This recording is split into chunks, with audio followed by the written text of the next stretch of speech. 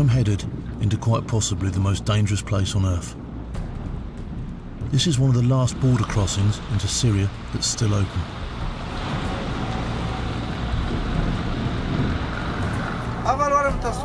And coming the other way is the latest in a stream of refugees fleeing a brutal civil war. It started 4 years ago with an uprising against President Assad. And what followed was a descent into chaos. Now, Moscow's intervention in support of the Assad regime threatens an international crisis. And while Russia and the West can agree that Islamic State is their common enemy, no one has yet come up with a plan to stop them.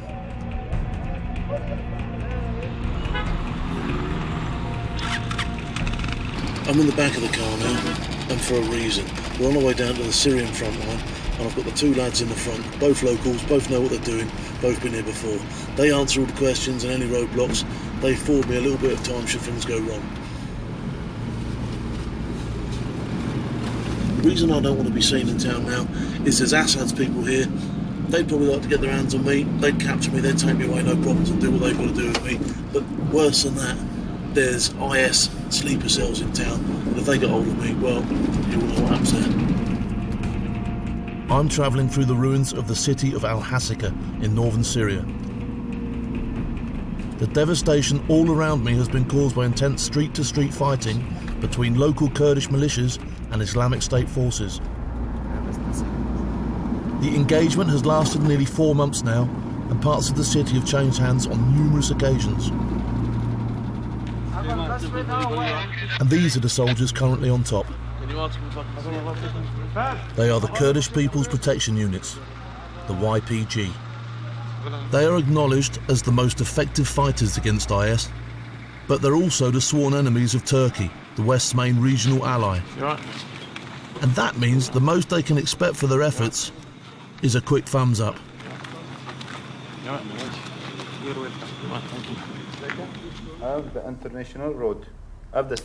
At regional headquarters, the local commander fills me in on what's been happening in the area. Yeah, Mosul's around here somewhere. Although there's stuff on here that we can both relate to, this map is already out of date. In only a few months, much of the region has changed beyond recognition. Al-Hasika is on the northern point of what is effectively a new country. It's the so-called Islamic State, a control zone that stretches west into Syria and east into Iraq, and one that threatens the Kurdish people and their homeland. The YPG argue that they and the West share a common goal in defeating IS, but they're lacking the tools to finish the job. What we need are heavy weapons, like machine guns, tanks and mortars. No one seems to be cooperating with us. We actually have to smuggle these weapons ourselves. If you are going to fight a big battle, you can't just fight it with airstrikes. It has to be fought on the ground with tanks.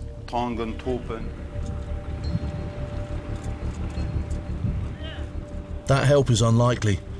In the meantime, this lot on the front line will just have to make do. So I've come to find out how they're coping. I am primarily a soldier and not a journalist. Although now I am slightly bigger than a few years ago, I feel it is important, if the story is to be told, it is to be told through somebody who understands other soldiers. I wasn't quite sure how much was lost in translation, because at first it looked as if I wasn't getting through. But then there was a dig at me that broke the ice. Don't worry, mate. If they shoot at you, it will just bounce off. Outside, I was given the full 360. It's got all the bits and pieces, including underground bunkers to deal with incoming mortar fire.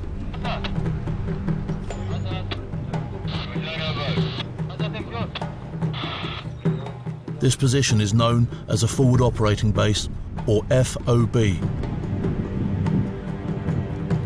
From here, these lads spend all day monitoring the IS front line. And if they see anything move, then it's fair game.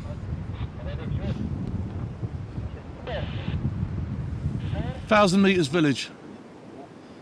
3 fingers right of village, small building and cops.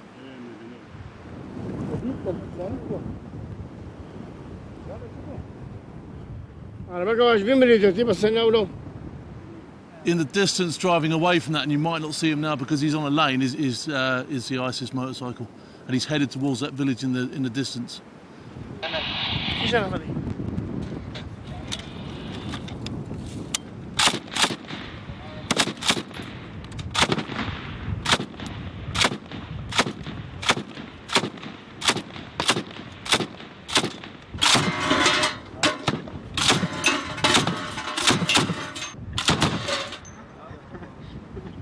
They saw some movement in the village, and because everything in that village is deemed to be hostile, they've had a go at it. Now they're making the weapons safe. It's back to duty as normal.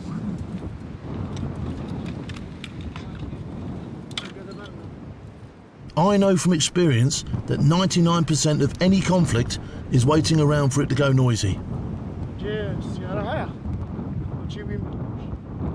And I use the lull in the fighting to have some chit-chat and social with Jano.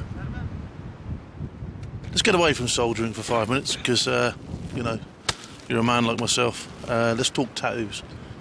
What tattoos do you have? I have plenty of tattoos. You look like you have some tattoos yourself.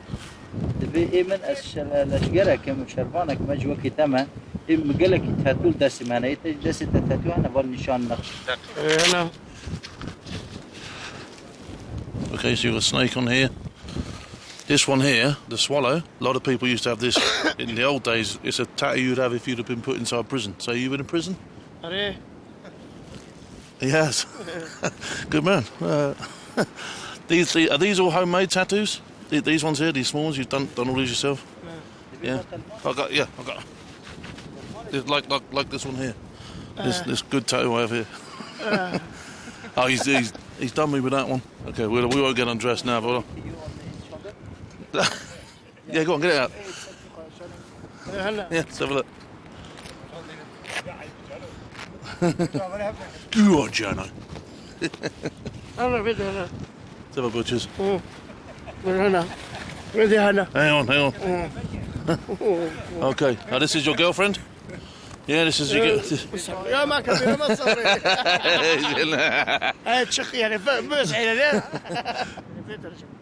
Jano was just like me. He liked to get involved, and he didn't have to explain too hard why he was here. These savages are not Islam, and we want to defend our homes. Why do they go around killing innocent people and children? We would not allow them to do this. They're not even human. We have to get rid of them from the face of the earth.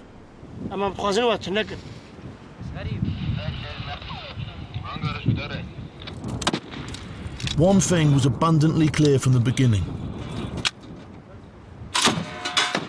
For a bunch of geezers fighting in the front line against IS, or what they call Daesh, their kit was poor to shocking at best. This German rifle wouldn't look out of place on the Antiques Roadshow. Tell us where'd you get this? Daesh. From Daesh, yeah?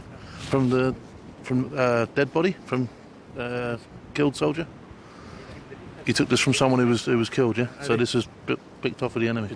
This is a new addition, this sight rail. I don't think that the Germans put that on there originally, because I don't think they'd have had a sight for it. Have you used it? Have you used it back? See, did he get the? Ask him if he got the scope.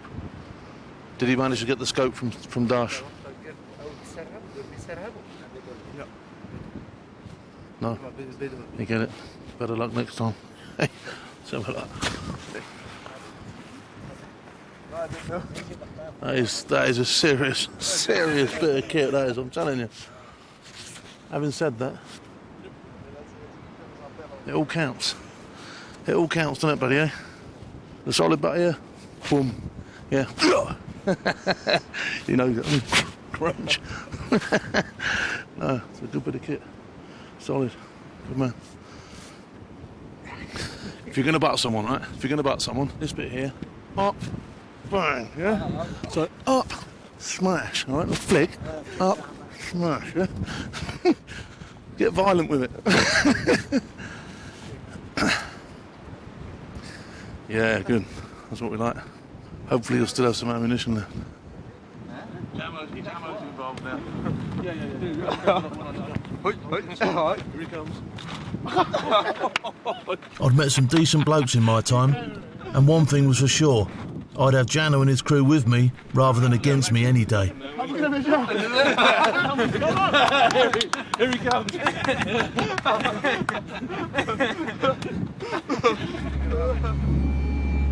But at last light, I began to see just how vulnerable this position really is. The YPG are top troops and in their element when it comes to street fighting.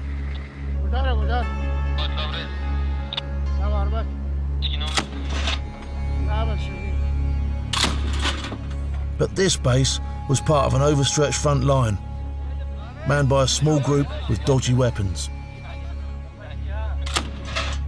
And if it kicked off, Jano would need to get some backup here pretty quickly, or face the consequences.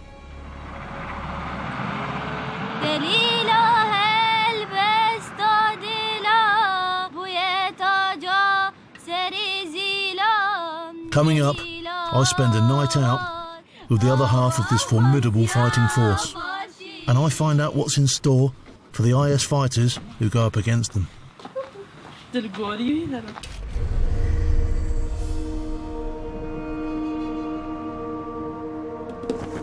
It's early morning on the front line in Syria, and I'm paying a visit to some of the deadliest troops in the war against Islamic State. These are the YPJ, the women fighters of the Kurdish People's Protection Units. And believe me, you wouldn't want to mess with them.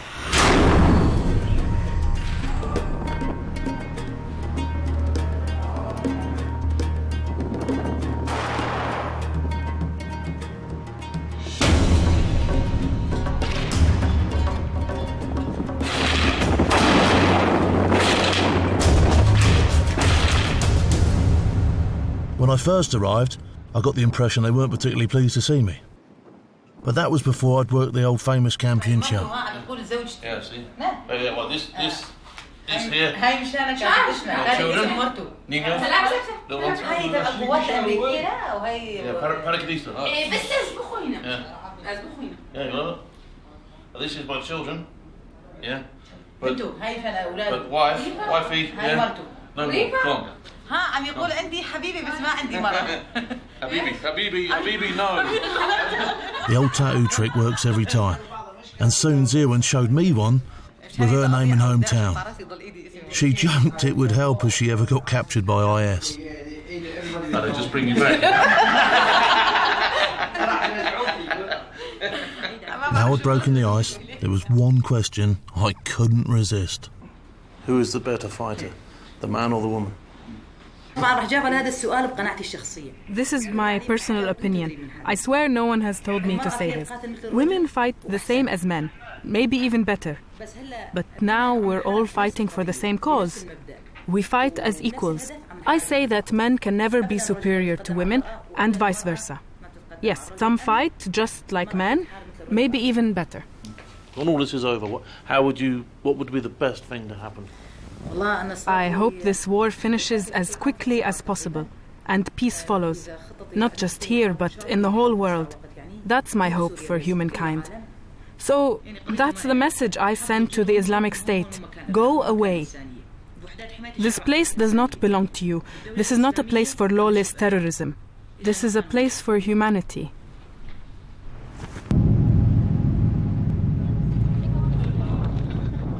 That evening, another unit of YPJ arrived to relieve some of their comrades.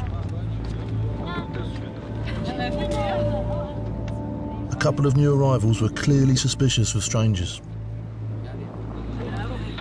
I was later told that members of this unit had been badly cut up in the recent fighting. The woman in the white baseball cap didn't want to speak to me. She was one of the only two survivors of a squad that had been wiped out in an IS ambush.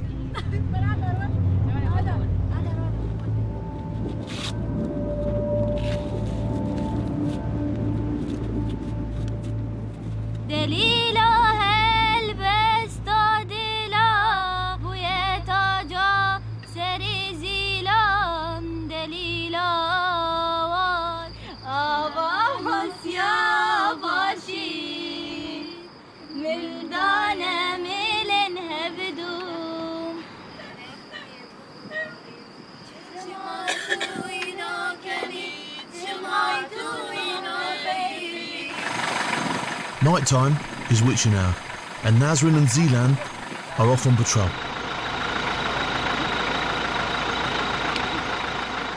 Their job is to scout around for IS infiltration units that creep in under the cover of darkness.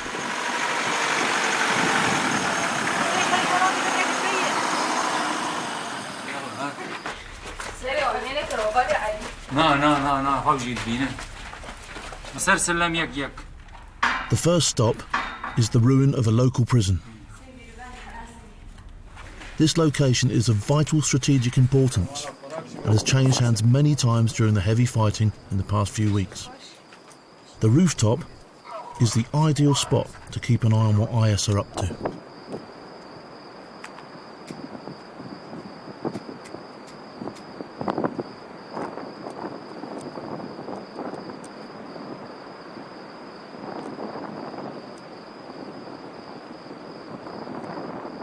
The position is part of a front line that runs from the city of Al-Hasaka to the town of Talbrak in the northeast. The YPG claim that they control most of the territory to the west, but this area still suffers frequent car bomb and suicide attacks. A few miles to the south is a heavy concentration of die-hard IS fighters, including foreign mercenaries. While over here in the east is the IS control zone that now stretches across northern Iraq.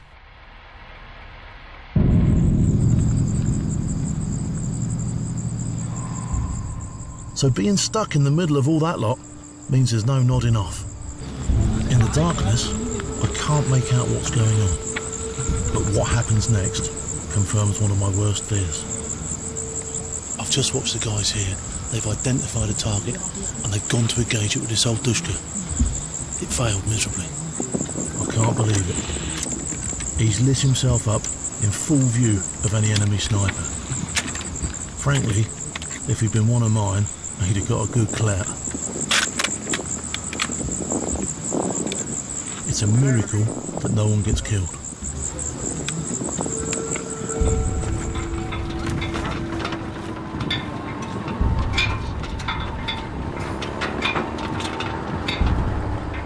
Back on the outskirts of the city, Nasrin and Zilan's patrol is coming to an end. Both of them are genuinely gutted they haven't had a pop at the enemy.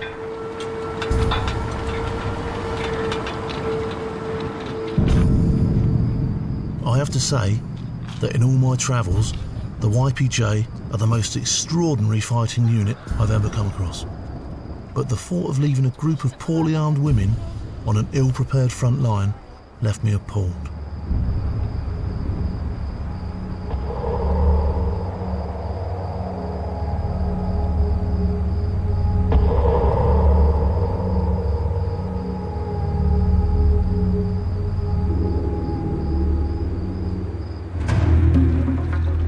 Next up, I cross over to Iraq and meet the lad living in Yorkshire who has come back to do his bit.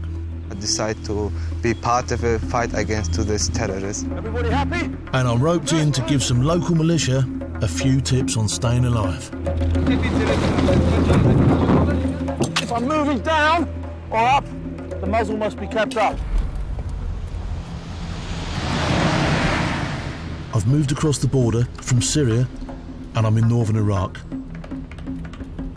It's a war zone, but there's no sign of the Iraqi army.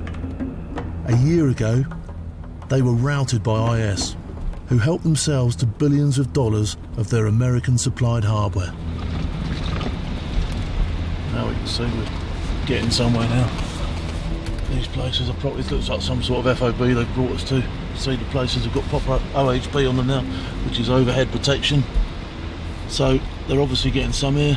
Old Russian tank there, look. I've driven into a forward operating base controlled by the Peshmerga. Since the regular army did a runner, it's down to this Kurdish militia to hold the fort. How long have you been Peshmerga? Since 1992. Since I know. Are these scars from fighting? Yes. Come on and tell us how. Tell me how. تنتي الربيعة. It's got some proper scars. تنتي الربيعة منشابة باقية منشابة مشون واجبي شنقاري. تنتي. That was a suicide. This was a suicide bombing, yeah? Where? Here? I know in the arm, yeah, but whereabouts was the suicide bombing? يا الربيعة. In Rabi'a. Yeah. What about this around here? It's suicide bombing? طبعا شرب حقيقي. That was In the Civil War. So you've been through a lot of action, yeah? زود شرديتي أنا. ها رجالك عندي تبيش. Yes, of course. هم كان شغال ويري كان شرين. طاطن ويري نوفون كانيو طاولنا مش طاول. This man here is what the Peshmerga are about. A lot of people by now would have just given up the ghost. He's been through God knows what with that, and he's still out here scrapping. I've got to take my hat off all day to him. Their heavily fortified compound is at a strategically vital crossroads.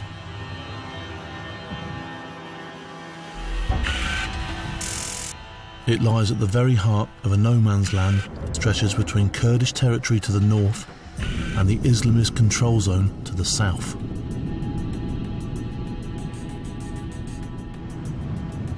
There's not much in the Peshmerga locker to match the modern weaponry lifted from the Iraqi army. And that means they have to rely on the one thing the West does supply: airstrikes.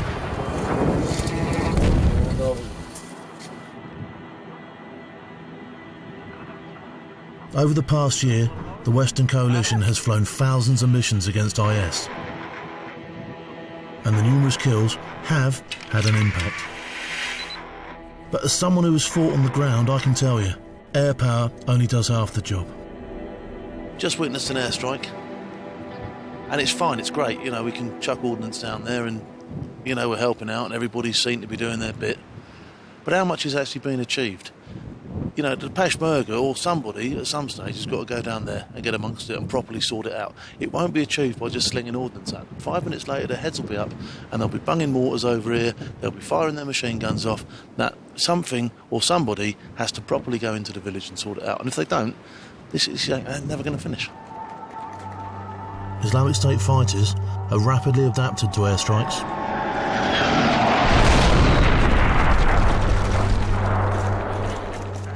They've withdrawn into smaller bases and dispersed their forces over a wider area. And still, they have the capability to launch rapid counter-offensives and ground assaults.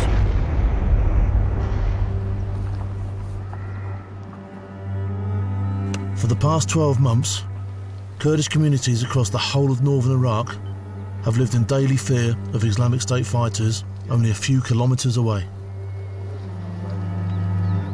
One way they prepare for the threat of an invasion is by banding together and setting up defensive militias.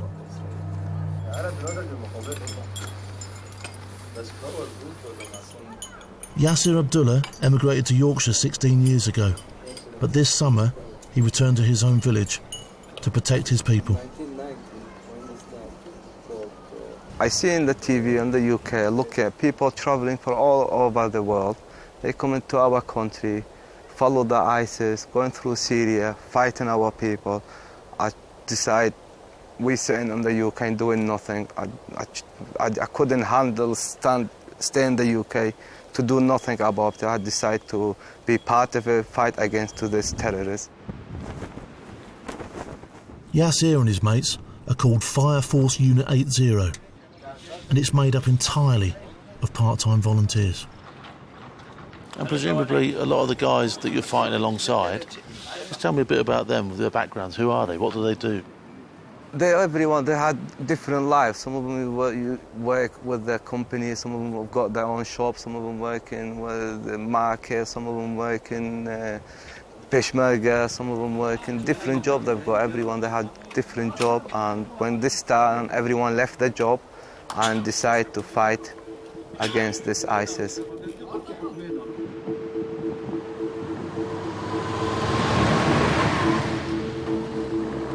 Only a few hours after I linked up with Yasir, they get a call to the front line.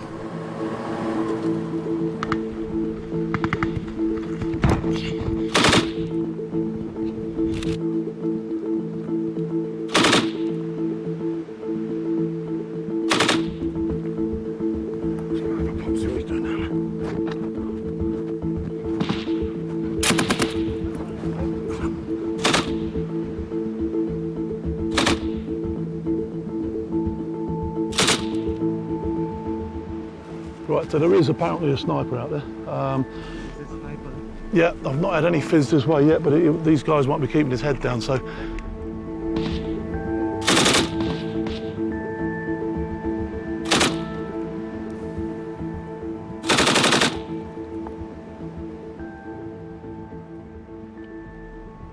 So all this kit, this whole setup you see behind me, has all been paid for by themselves. You know, having been with the British Army and had all this sort of stuff laid on for me, they get nothing but my respect for doing this out of their own pockets.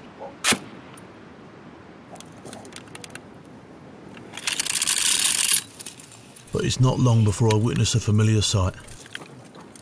Dodgy old kit that packs up in the heat of battle, leaving them with nothing but their defiance.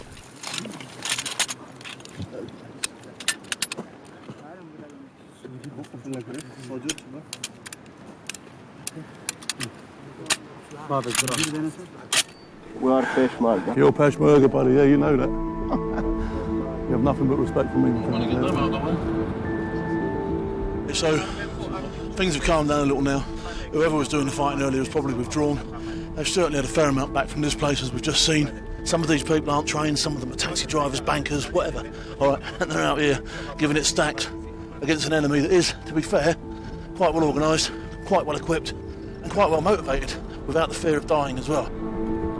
After the contact, it's back to the unit headquarters.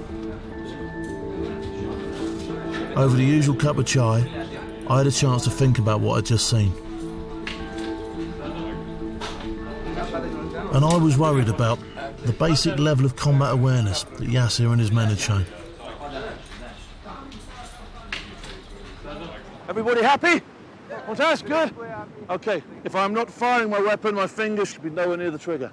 Okay, if I'm moving down or up, the muzzle must be kept up. I should never get up from the same place that I go down, in case the enemy saw me go down. Okay, tamam. Tamam. Tamam. Tamam. Okay. If they just stay here, okay, sniper goes 1, 2, 3, 4. Boom, boom, boom, boom. Yeah? Mafi mushkila. Mafi mushkila, halas. All gone, yeah? Okay, come on, let's go. Let's go, go, go, go.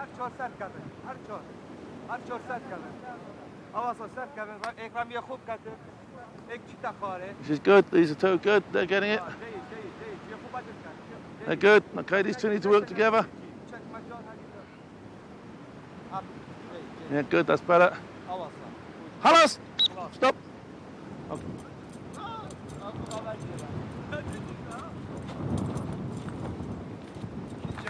Cheers. In the end, it wasn't much of a contribution. Cheers. Okay, good man. Good man. Okay. Just a couple of hours in the afternoon running through the basics. Come on, buddy. But in the light of everything I was finding out, it was the least I could do.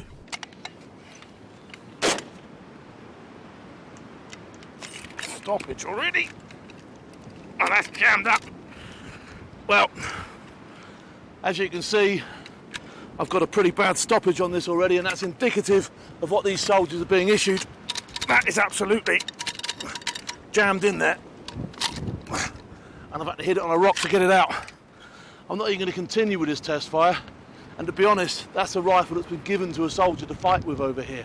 Okay? That would have happened to him in battle. So to say that these people need kit is an understatement, all right? Already just looking at this weapon, it's got a plastic handle, 3 different types of wood, it's been cannibalised, probably taken off of 2 or 3 different soldiers have had this and possibly even been killed with it due to stoppages like that. And they're putting that against weapons that have been issued by the Americans to the Iraqi army and then subsequently lost and have gone into the hands of IS. So the only thing that evens this fight up at all is the fact that these guys are so game and willing to fight. Because otherwise, I wouldn't be here. This would be ruled by IS already. Next, it all goes noisy, and I end up unarmed in one of the worst firefights of my life.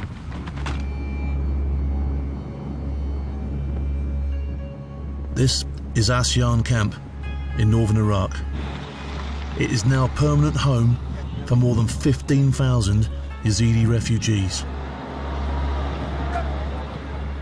Last year, the entire regional population fled from their homes in the north, following an all-out assault by Islamic State fighters. You alright, fella? You shake my hand? Yeah? Good man? How are you? You alright, buddy? Yeah?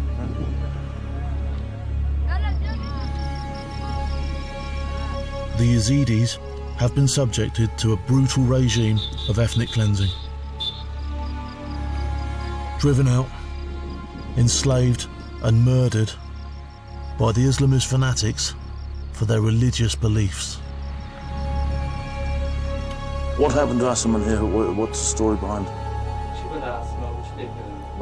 They shot her in the head, here and here. She was foolish, thinking she could run away, so they shot her. They took my granddaughter, despite my shouting and screaming and begging. They took her mother and her auntie. In fact, they took all our women. My granddaughter was only 10 years old. And you've never seen her since, no?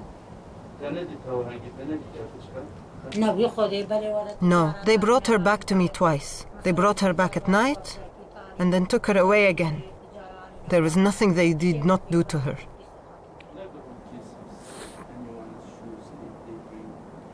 Come across some fairly hideous things in my time, but that is just appalling, absolutely dreadful. I don't even want to talk about it. Everybody screamed blue murder at the plight of the Yazidi people, yet nothing has been done. That means that these kids could face an entire lifetime in a camp like this. Who was an arm wrestle? Arm wrestle, anyone? Yeah? No? A little. A little. Come on, down you go. Down you go. It's an arm wrestle. Come on, here we go. Come on, here we go. Whoosh! Welcome to the muscles there, son. I'll let you use both hands. Both hands going. Oh, he's done me. He's done me. Genuinely heartbreaking, that is. You know, I've got kids of my own. They ain't done nothing. They don't deserve this. Some of those have been here a year. And it breaks me up.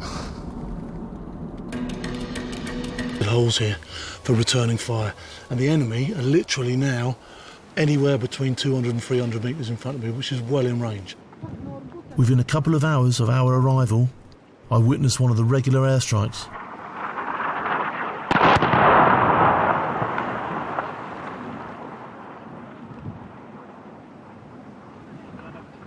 And while there's no doubt that the fighters here welcome all the help they can get, the reality is IS is still dug in and going nowhere.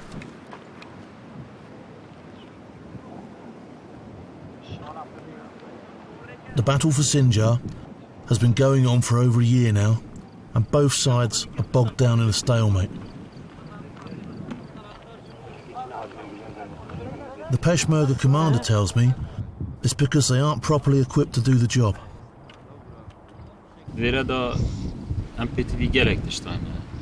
We need many things here. High-quality night vision goggles are essential for us. We are also dangerously low on ammunition. We need modern assault weapons, so we can attack enemy positions and vehicles safely from a distance. We are lacking in firepower, because as you can see, the weapons we possess are very basic.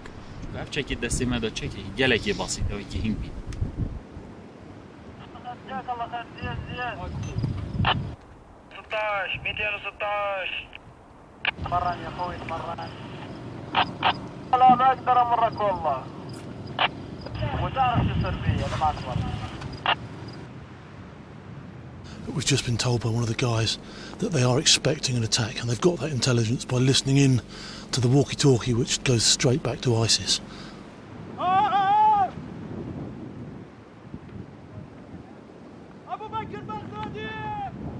As the threat of attack increases, the Peshmerga begin their ritual taunting of the enemy.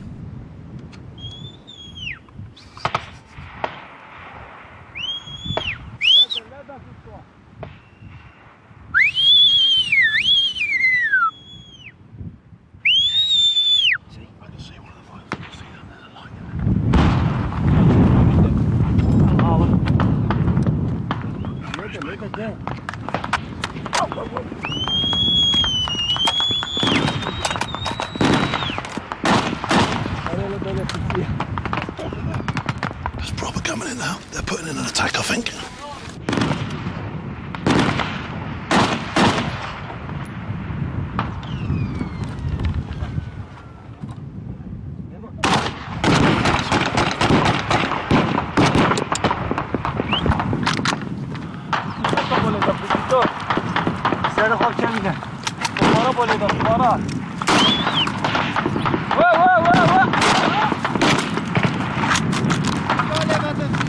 Aşığı kaldır. Bas bir kesi, bas bir kesi. Bas bir kesi.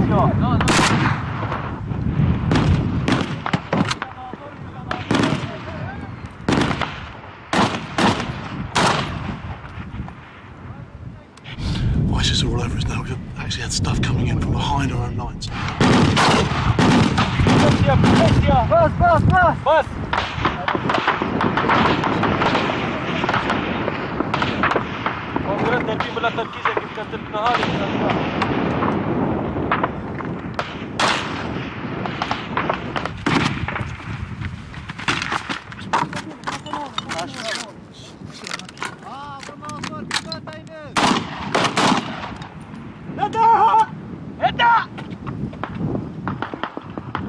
It was time to move up to the high ground to get a better view of what was happening along the whole front.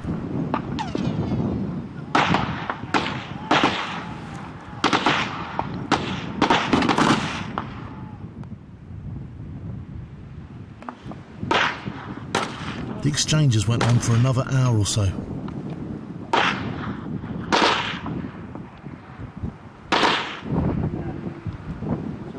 Before eventually dying out in the early hours.